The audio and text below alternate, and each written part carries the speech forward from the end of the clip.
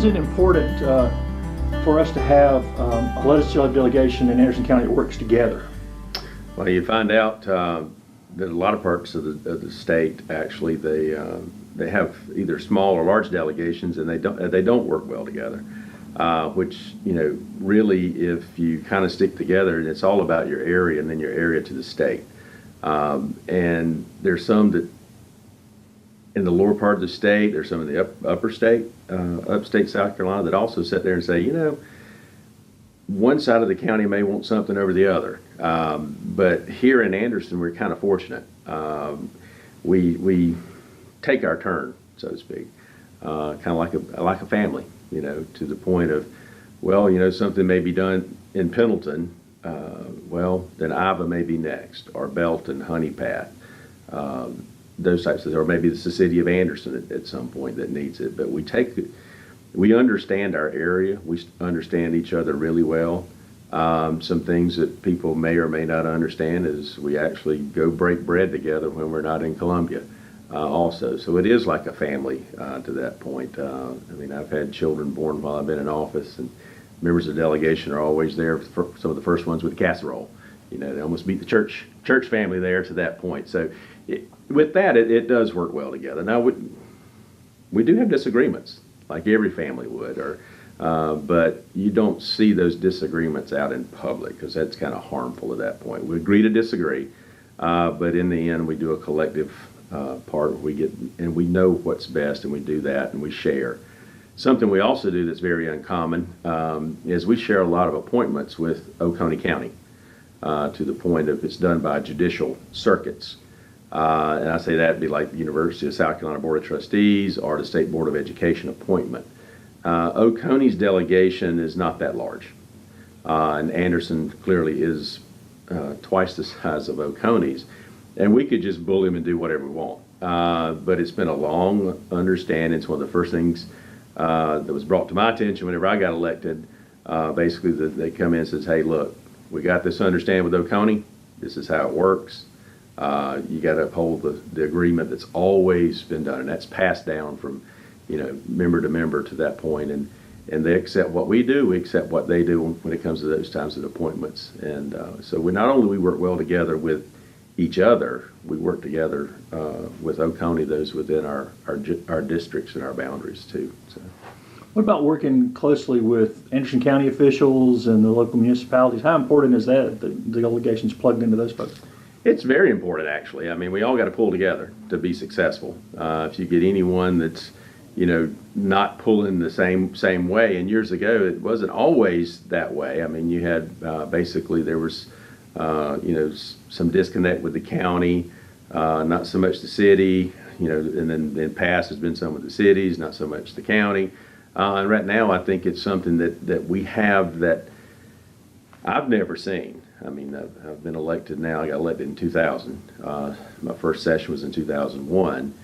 This is the first time that I can remember going back the last several years that actually you have the delegation, you have county council, you have city councils, and school districts all working together. And that has never really been the case.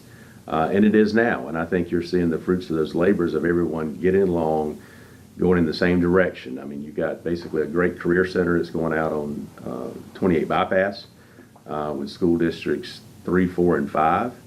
And that's never happened to that point. So, it's working well. And I think part of that's to the times too. You look at the economy, how the times have changed, technology. People are used to driving further distances to work, doing things has evolved, and I think that's helped bring 3, 4, and 5 together for the career center. So there's not so much jealousy amongst districts like there used to be. It used to be really, really to the point where 5 was always looked at as the big dog on the street, had to have everything and rule everything.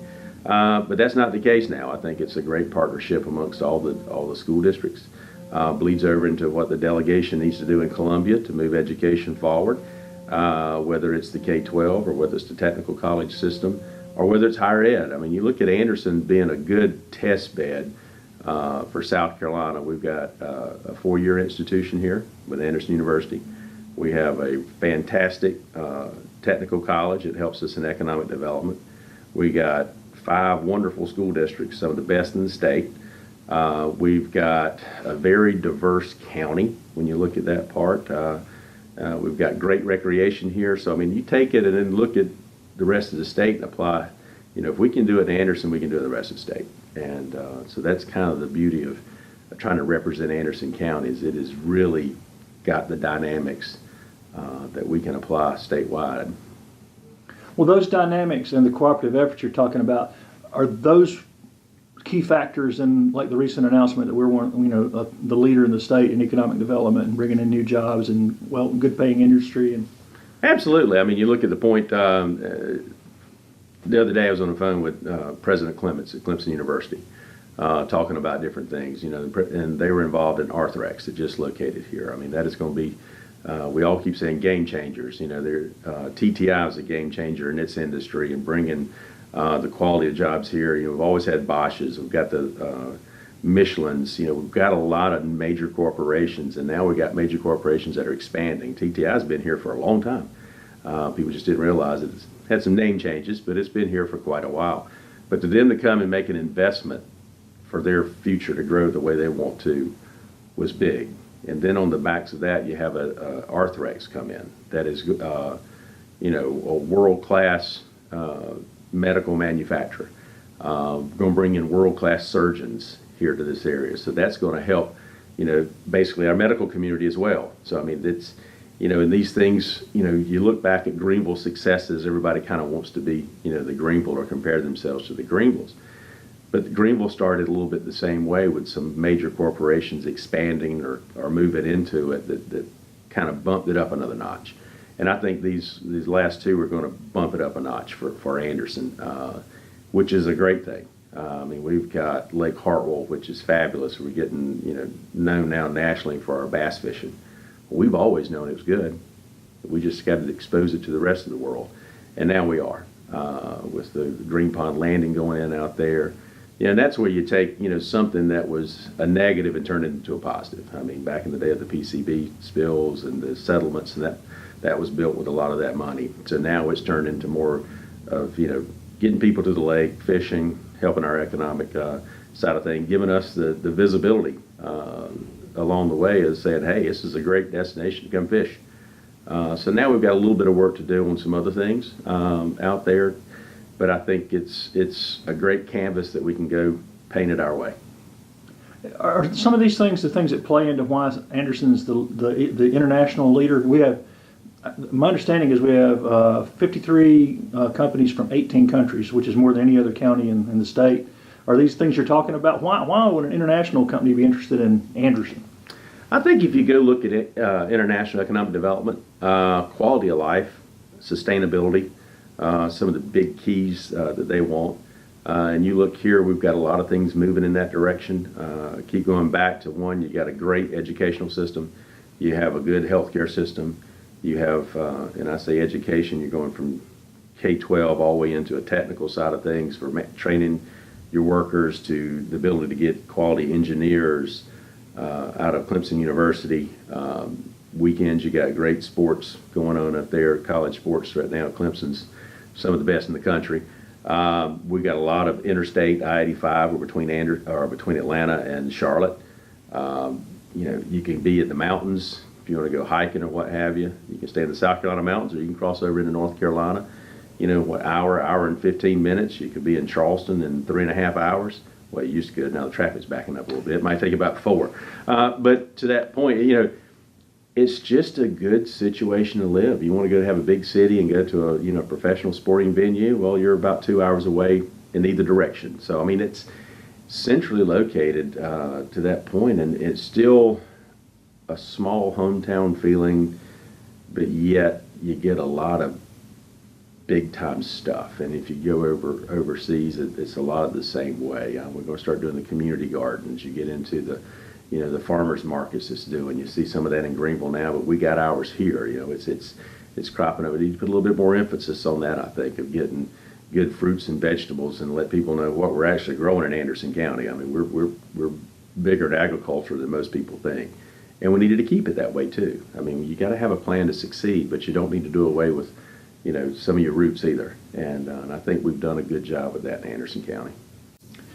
Your role is a pretty significant one in Columbia. In fact, the other legislative delegation members are talking about how heavy there's like Atlas, you're carrying the world on your shoulders down there, because basically your role is the budget for the entire state, right? And tell folks a little bit about what your title is and what you do with that. Well, a lot of folks call me Dr. Doe in Columbia because I say no a lot, because you kind of have to. I mean, as chairman of Ways and Means, I'm very privileged to the point that in South Carolina, the speaker does not really pick the chair like they do in a lot of other states. The committee elects the chairman. So the committee elects me basically to be the chairman. And the budget for the state of South Carolina starts in the House of Representatives. So it starts with Ways and Means Committee, which I chair. So we actually start the process of how to spend the money for the state. We also determine the taxation for the state. So any taxes raised or lowered, anything dealing with the revenue, we partake in. And the beauty of it is you have to be balanced. Our Constitution is fabulous. It says you have to have a balanced budget, and your debt can only be 5% of your revenues. So we've got a great document. If Washington had that document, everybody would be in better shape, but we don't. And you have to do things within reason. That's what I laugh about. Told me Dr. No, because you got to be careful with what you do, because you got a framework and guidelines within statutes, within the Constitution, of how you have to spend that money. You also have federal mandates with things that you have to spend. If you get out of what they think may or may not be adequate, so if we don't fund the prison system the proper way, then all of a sudden we could get sued. The Department of Justice could come in, and the Department of Justice could take over your prison system, and then they in turn would be sending you the bill that you would have to pay. You have no say-so in it. So it's a delicate balancing act between, we got revenue, do we cut the revenue? Do we take care of our expenditures? Medicaid's growing. We got to take care of Medicaid, the school system, and the prison system. So basically, between law enforcement, education, and the medical side, makes up about 80% of the state's budget, just in those three areas. Then you get into like the judicial system, and then you get into roads, you get into the environment, so it takes a lot of work to do it. And like I said, you have to say no a lot. It's not always fun to say no. I mean, I'd like to give, there's a lot of worthwhile things that you just can't afford, and you have to be willing to make those decisions. And that's the hard part about the job. And then the economic development side, is kind of neat, because with that also set on what used to be the Budget Control Board. It's now the State Fiscal and Accountability Authority, which oversees all the state's properties, easements, bonding, that financial side too. So it's almost two jobs in one to that point. So when we do an economic development, I work with Secretary Hitt. We speak almost on a weekly basis to know whether something's looking at South Carolina, kind of where, what the financial packages may be, what can we afford, what can we not afford, do we need to bond it, do we need to have a blending of bonding, not bonding, work with the ports on a frequent basis of the dredging that's going on, getting the permitting for that, we have that, and then the match money that has to come in from the feds, what account does that go in? Is it secured? Is it a trust account? Do we take the revenue off of that, be able to stay in the account, or we take that interest, put it over here? So it's basically a CFO's job to that point. So we never stop. Basically, you basically have 3 fiscal years running at once. July 1 is our fiscal year. So one year ends, another one starts. But you're also trying to close out the books for the other fiscal year that goes into probably somewhere in the September range. But then the governor starts asking all the agencies, then as you finish and start one budget, what's your next year's priorities? What are you going to need money for? What programs are growing? Which ones can we shrink? So then they start submitting their annual budgets, and we get those by September. So theoretically, that July, August, September, you kind of juggling 3 different budgets or working on 3 different budgets for the state. So it's really kind of gotten to be a full-time job at that point when you're doing that and having the authority meetings, you're having the budget meetings within the House side of things, and then you take on projects like I'm trying to revamp the education funding formula. That we spend a lot of money in education, and it's gotten layered so much because everybody's got their own idea how to fix it. That we put money in this program, money in that program, but I like a return on investment, and it takes a long time to go start digging down and peeling back layers because, quite honest, some people think it's theirs and they're very protective of what they have. So it takes some doings, and I told the committee I appointed, I said, let's be realistic, do this over about a 3-year period. Let's drill down, peel back, and then let's put back together. I mean, we got an EFA and an EIA. Both funding formulas on average is 35 years old. They just don't work. All we need is an E. We just need to fund education, because you read the 2465 that we fund according to the base student cost. Well, that doesn't take the EIA money. It doesn't count like school buses. It doesn't account for other things, which winds up to about over $10,000, $11,000 per student if you don't equate the debt. So, and I think it's $10 billion a year is what we spend in K-12. $10 billion, state, local, and federal. So it's a lot of money, but a lot of it's not getting to the classroom. And there's a lot of problems with education, and money's not one of them. It's things have changed, and we talked about the technology has changed things, and the discipline that's not there. The teachers need a little bit more of a support service, and society's gotten to a point where everybody's got a right, but at some point we got to have some discipline too, and somebody's got to come in there and say, hey, I messed up, take on some personal responsibility, and we got to get that back in education. We got to let the educators know we got their back. They need to do what needs to be done and stop being afraid to do your job. Essentially is where we've got to get to. Well, you touched on my next question. This is supposed to be a part-time job. Yeah. Now, first of all, why did you get involved in public service, Brian? Oh, wow. Because I wanted to make a difference. You all hear the saying, my dad was always great, and you put up or shut up. And I put up to that point. We had an aviation company for years my dad built, and of course government kind of put us out of business. But to that point, we were regulated by the federal government, by state government, by the local government, and just got frustrated for just the point of, golly, Pete, it's just like going around in circles chasing your tail. Never could get an answer here, couldn't get an answer there. I try to do my best now to do constituent service to help people get through that gridlock. Or at least if we can't, there's an explanation of what's happening. I mean, I think that's important. So, and I got 3 daughters now. I mean, and I want to make this a better place for them to live. I want them to be able to have a quality job, a quality of life, to be able to stay in Anderson. If not Anderson, maybe at least South Carolina. I want them close to me and have grandkids and have that thing. I mean, that's kind of the, I want to make a difference. I hope I'm making a difference. I definitely try to do that and try to do it with common sense and where it's not wrecking people's livelihoods and it's not making harm to folks at the same time. It's got to be balanced. I always take one attitude in whatever I do is to be fair. I mean, you got to be fair.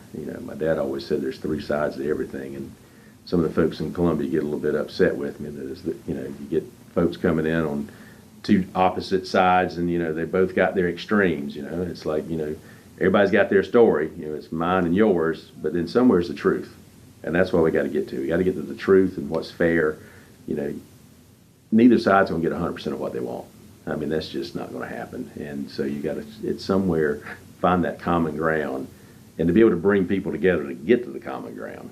And if you can't, then you have to throw both of them out.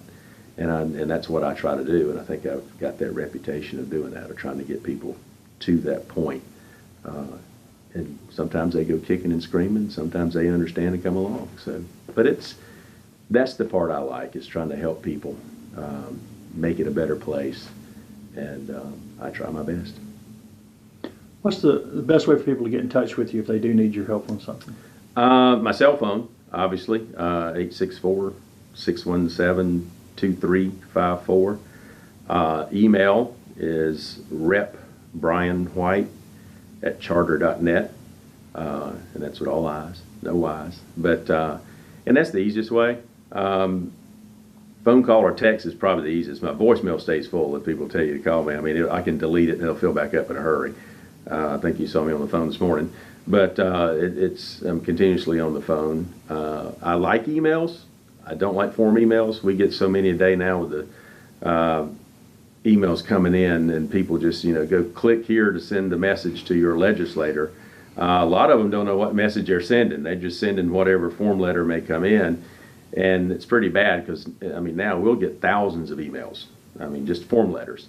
And we really don't have, a per se staff dedicated for that. We're not Congress. And so we have to weed through them ourselves. Or if we do have people that help us, but they help 2 or 3 people. I'm fortunate. I got the largest staff in the House, but they're doing budget work and legislative work. They're not sitting there dealing with emails. So I'm like everyone else. I have, someone that's sharing a little bit of their time to come in and go through. We go through emails to try to get responses back to people to help us out do that. But when you got thousands per day, it depends on the issue. People will just hit it and send you something. Try to tell folks, don't send the form email. Either send me a text, call me, call the Columbia office. At Ways and Means, you can go to on our websites at the State House and click on to us. But I just rather you just call me, do whatever. And emails sometimes come off with the wrong tone. People get upset, because, I'm like, well, that's the bad part about email. Almost the bad part about texting is the tone of what have you. You can't go one into another. So I still like the good old conversation with people. I really do. I think that's the better way to go. But unfortunately, we live in a world where everything has to happen right now. I want an instant answer. I want instant gratification. I want instant everything. And you got to give us time because we're not experts on everything. Sometimes we want to research it to get back to you, or at least we can say, hey, let me look that up. And that goes true for all the members of the delegation. We're all pulling in different directions, have the same form emails coming in, we have the same people on to us, and sometimes, we'll delegate to each other depending on the expertise of things. So Mike's over in the Senate. They sit on different committees. It may be a Senate bill more so than a House bill. So we'll kind of hand off and wait on Mike to get back with us on his part. Ann's on legislative or LCI, the commerce side of things, and business committee and insurance. So we kind of let, what's in your committee, what's going on with that, because I don't know. Jay's on education. It depends on what you're doing. Putnam, I think, he's on education as well, and I think Hill's there as well. So we got several on education. Craig Gagnon's on LCI with Ann, so I'm on Ways and Means. And the senators are kind of both on the same committees for the most part because they're structured different. So we rely on each other's expertise too to help us wade through some of these questions that we get and the issues that we have.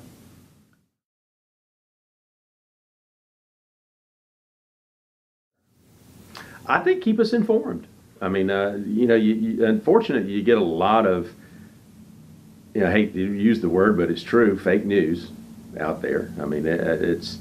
I refer to, cell phones and the internet now, like whenever I was growing up, my mom went to the beauty shop every week or so, and they'd get the gossip through the beauty shop and run through. My dad went to the barber shop, and he took us there, down in Iowa. But that's, so I think it's almost like that part. You always heard the gossip, through those channels was always where you went to get the information.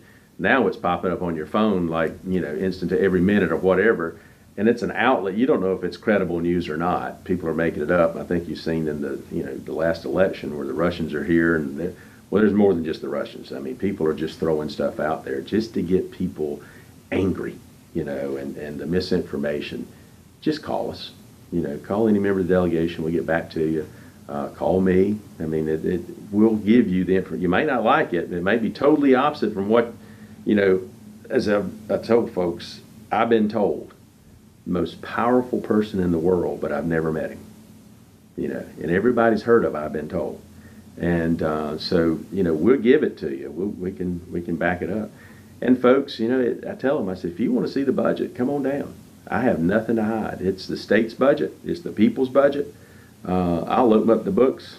You come down, we'll just sit there and walk you through it. It may take a while if you want, but if you're really interested and you want to do it, we'll take the time to do it for you. I mean, we'll show you where everything is. We'll give it to you. There's nothing to hide.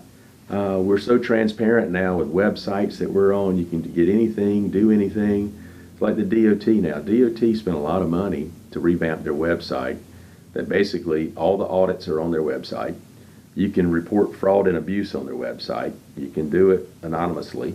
And under our whistleblower laws, if you save us a lot of money, you will get a reward. But I don't know that many people are doing it. They hear out there about all this fraud and abuse, but we made it available for you to be able to easily sit in your chair on a device and report it. And now they're also got out there, it's pretty cool, a link that you can go on their website and look at your area, like Anderson County, and say, okay, here's the road projects that are coming to Anderson County. You can zoom in on that road in that area. So they've got them loaded on there so you can see all this information. So folks like transparency, we've done a great job of doing it, providing anything and everything you can imagine on a website that you can legally do. But the information's there. And I think folks need to go to those things, look at them. Don't just believe somebody out of Alexandria, Virginia, or somebody out of Oklahoma, somewhere else. Go look for yourselves. Y'all ask about transparency. You want to know where your money's going. We do that. It's out there. So just take. If you can't look it up, then call us. We'll be glad to tell you. Give you documentation, or come ride to Columbia with us. Spend the day. I encourage that a lot. I got a kid coming pretty soon out of Pendleton High School that's going to come job shadow me. I tell folks, you want to job shadow me, come on in. Now, you can't go into some of the private meetings you might have about economic development discussions going on, but during any other kid, adult, come on. Love to educate folks about what we do, and I'm glad that y'all are doing this TV segments on kind of what we do and how we do, and you can come follow us around for today if you want. But so it's one of those situations that hey, we are accessible. Information's out there. No one's trying to hide anything, but we'll give it to you straight, not like some political operative that just gives it to you their way. We'll give it to you 100% black and white, however you want it.